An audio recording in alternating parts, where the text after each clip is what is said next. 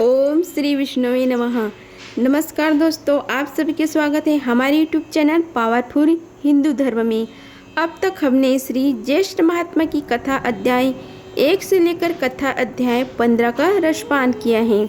अगर आप सभी हमारी वीडियो को पहली बार देख रहे हैं तो वीडियो को लाइक कीजिए, चैनल को सब्सक्राइब कीजिए ताकि आने वाली वीडियो की नोटिफिकेशन आप सभी को मिलती रहे।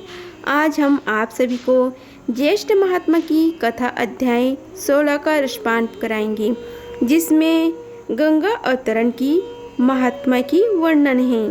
अगर आप सभी इससे पहले की वीडियो नहीं देखे हैं तो हमने अपने चैनल में इस वीडियो को बना रखे हैं, आप वहां जाकर इसका रसपान कर सकते हैं। आइए रसपान करते हैं कथा का। स्कंद जी बोले कि हे विप्रो, इसके पश्चात राजा भागीरथ निष्कंटक राज्य कर अपने पूर्व पितरों के समाचार सुनकर अत्यंत उदासीन हो गए और समस्त राज्य तथा कोष को अपने पितामह राजा सागर के अधीन कर उनकी आज्ञा लेकर दारुण तप करने की निमित्त तपोवन को चले गए। श्री शिव जी को प्रसन्न करने के लिए निराहार रहकर स्थिर चित्त से पंचाक्षरी विद्या ओम नमः शिवाय का जाप करने लगे तथा 10 वर्ष पर्वत दिन रात एक पैर से स्थिर रहकर जल मात्रा आहार करके तथा वायु पीकर तप करने लगे।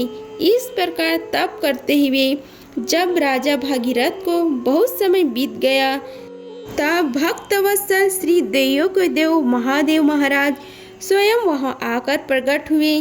भागीरथ की भक्ति के वशीभूत होकर जब वर देने के लिए श्री शिव जी महाराज स्वयं वहां पर आए तब राजा भागीरथ ने शिव जी को देखकर और प्रणाम करके उच्च स्वर से मधुर वचन बोले। भागीरथ कहने लगे कि हे शिव शंभु, आपको नमस्कार है। सब सुखों को देने वाले हे जगन्नाथ, आपको नमस्कार है। विश्व के सर्जनहार रजोगुण स्वरूप आपको नमस्कार है। हे पालनहार सत्वगुण स्वरूप आपको नमस्कार है। हे सबके पालनहार कर्मों के फलदाता मुक्ति भोग पदार्थ और मुक्ति के दाता मन कर्म वचन स्वरूप ब्रह्मभूत आपको नमस्कार है। वायु को अंदर रोककर ध्यानशाली योगी लोग जिस निरीह शंभु को देखते हैं उन सदस्य को सदैव नमस्कार है। स्कंद जी बोले कि हे ब्राह्मणों, इस प्रकार भागीरथ की स्तुति से प्रसन्न होकर शिव जी बोले कि हे राजन, हम तुमसे बहुत प्रसन्न हैं, तुम वर मांगो। ऐसा सुनकर राजा भागीरथ बोले कि हे शिव, यदि आप मुझ पर प्रसन्न हो तो मुझको आप दृढ़ भक्ति प्रदान करें और पितरों की विशुद्धि के लिए सिद्धि दीदा गंगा जी को लाइए। शिव जी कहने लगे कि हे राजन, वह गंगा स्वर्ग में वास करती है। गंगा जी को यहाँ लाने की हम में से सामर्थ्य नहीं है। त्रिलोक्य से वंदना किए जाने वाले श्री विष्णु भगवान की तुम वंदना करो। जिस उपाय से श्री विष्णु भगवान तुम पर प्रसन्न हो वही उपाय करो। वह प्रसन्न होकर स्वयं तुम्हारे पास चले आएंगे। हम उस परम गुप्त व्रत को तुमसे कहेंगे। हे राजन, प्रथम सूर्यपुत्र ने भगवान श्री हरि विष्णु की स्तुति की और नमस्कार कर उनको प्रसन्न किया। प्रसन्न होकर भगवान विष्णु ने उस योग्य व्रत को करने के लिए उनसे कहा और उसकी विधि आदि भी समझाई। इसके पश्चात बहुत दिनों तक भगवान श्री हरि विष्णु ने उस व्रत को गुप्त रखा। इस समय उस व्रत को मैं तुमसे कहता हूँ, तुम विधि पूर्वक उस व्रत को करो। ज्येष्ठ मास में प्रातः काल उठकर विधि पूर्वक स्नान करो तथा त्रिविक्रम वामन भगवान का पूजन करो। पंच अग्नि का सेवन, ब्राह्मणों को दही चावल का दान और श्रेष्ठ जल का दान करो। इस प्रकार 1 मास तक व्रत करने से भगवान प्रसन्न होंगे और समस्त पापों को नाश करने वाली उस स्वर्ग वाहिनी गंगा को लाएंगे। श्री शिव जी के वचनों को सुनकर राजा भागीरथ शिवयोक्त व्रत को किया। उस वक्त के अनुष्ठान मात्र से श्री विष्णु भगवान राजा भागीरथ के समीप भी आ गए। उन भगवान विष्णु की स्तुति तथा नमस्कार कर उनसे परम पावनी गंगा जी के लिए राजा भागीरथ ने याचना की।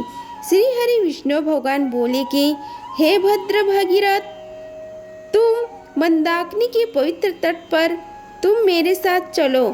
वहाँ चलकर जप, हवन, स्नान, द्विज, तर्पण, ब्राह्मण भोजन और भक्ति युक्त चित्त से अनशन व्रत करो। इस प्रकार 1 वर्ष तक इस व्रत को करते रहो। 1 वर्ष पश्चात वह गंगा तुम्हारे साथ चले जाएगी।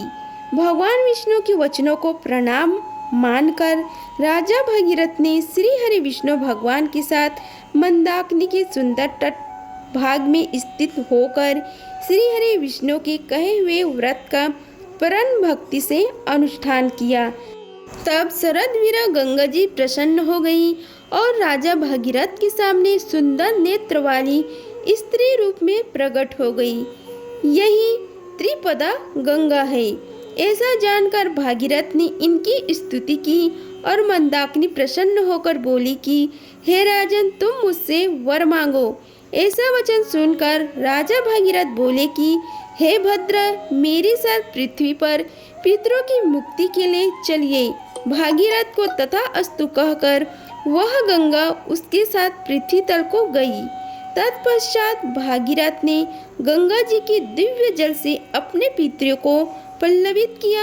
गंगा जल से पल्लवित वे सब भस्म राशि सागर की पुत्र दिव्य देहधारी होकर वैकुंठ को गए। इति श्री ज्येष्ठ महात्म्य कथा अध्याय 15 का समापन हुआ।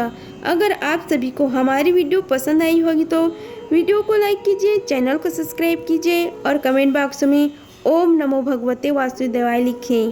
धन्यवाद। मिलते हैं अगले वीडियो में। तब तक के लिए हर हर गंगे। ओम नमः शिवाय।